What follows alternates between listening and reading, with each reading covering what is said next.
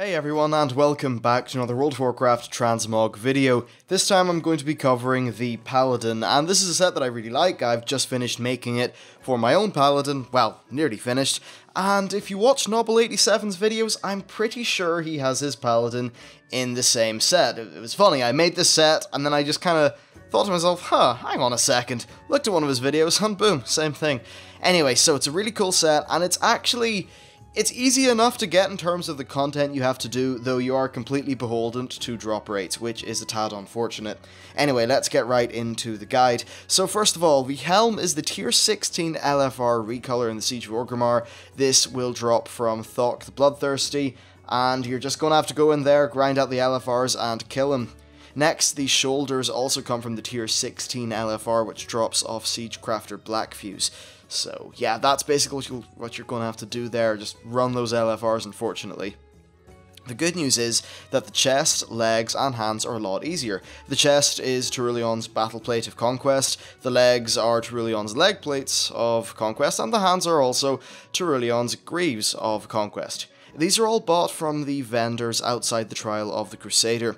They cost a total of 1660 justice points, so just either grind out a few dungeons or maybe convert some of your spare honor into justice. Overall, you'll get the three of these really damn quick, and they'll actually go a decently long way to making your set start to look whole. Okay then, so boots are perhaps a little bit more tricky. The boots that you want are the Boots of the Courageous. These drop from Icehowl on Trial of the Crusader 25. I'm currently using the Sabatons of the Lingering Vortex, which drop from the Twin Valkyr 10. However, the Sabatons of the Lingering Vortex are a kind of warrior offset, so it looks okay with the Paladin set, but it's not ideal. What you really want to do is get into Trial of the Crusader 25 and kill Icehowl, which is, the end of the Northrend Beast, which is the very first boss. Okay then, so for the waist, you're going to be getting the Belt of the Frozen Reach. This is from Icehowl 10 again in the Trial of the Crusader, and there is also a similar looking belt that drops from Jaraxxus 10 called the Girdle of the Nether Champion. So yeah, all pretty cool stuff. Okay, next we have the Cloak. Now, this cloak is the Permafrost Cape, which drops from Alakir. I've actually not tried to get it yet, though you may want to bring your friend with you because obviously Alakir is full-on boss, so yeah, go do that. And I'm pretty sure it's either Alakir 10 or 25. Okay, next you want to go for the shield slot, and you're going to have the Royal Crest of Lordaeron.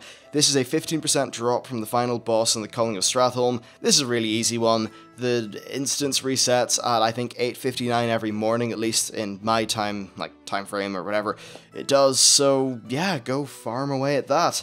I got Greed for 6 days in a row instead of the Royal Crest, which was pretty damn annoying, but hopefully you get some better luck than I did. Okay, next for the weapon, you're going to want to get quel'delar.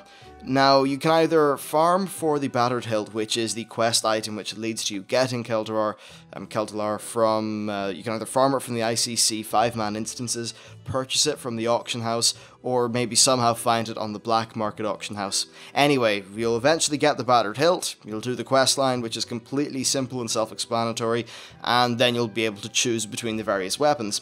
Now, I have Lens of the Mind because it's, at least, I think 75% of the weapon has got this goldish spell effect. The top of it does have a bluish spell effect. You'll see it on my character. I'm not particularly sure if the one-handed strength version of the blade has that spell effect on it or not, but I just went with Lens of the Mind just to be sure that the spell effect would be there because I liked it. Now, that's the weapon and shield if you're just going for a tanking paladin. Of course, you might be a DPSer, in which case, if you can transmog into a polearm, you want to go for the Four Dragons Blades. I think this is probably one of the best weapons for this set. In fact, I think it might be the best two-handed weapon anyway. This drops from Anu Barak on Trial of the Crusader 10, so it's a really easy thing. In fact, a lot of this set can just be gained from Trial of the Crusader and a little bit of Siege of Orgrimmar. I think Four Dragons looks great, but once again, the problem is that since it's a polearm, you can only transmog it between polearm and staff, and obviously, since you're a paladin, you don't use staffs. It would be nice if you could transmog a two-handed sword into a polearm, but unfortunately you cannot. And that brings me on to two-handed swords. This is a little bit of a problematic one. The only thing that I could see people recommending was one called the Storm Rune Edge, and I think the Stormroot Edge, it looks pretty cool, but it's not 100% great. Anyway, it drops from the Assembly of Iron on 25-player Ulduar. You can solo your way there, though soloing Flame Leviathan is a pain. Basically, you just need to set up demolishers on opposite sides of the room, and then have choppers to allow you to quickly get from demolisher to demolisher, and then you basically just kinda, in a way, kite Flame Leviathan. It really is a pain in the ass. Anyway, that's basically it for this Transmog set. I think it looks fantastic. It just screams Paladin, obviously. I think it's great for humans and characters like that. Maybe, I think actually Blood Elves would probably look quite well with the Siege of Orgrimmar gear. If you're a Draenei, I think a more Draenei themed set might look better for your character, but of course it's all personal preference. Anyway, I hope you found the guide useful and all that stuff. Thanks for watching, and I'll see you next time.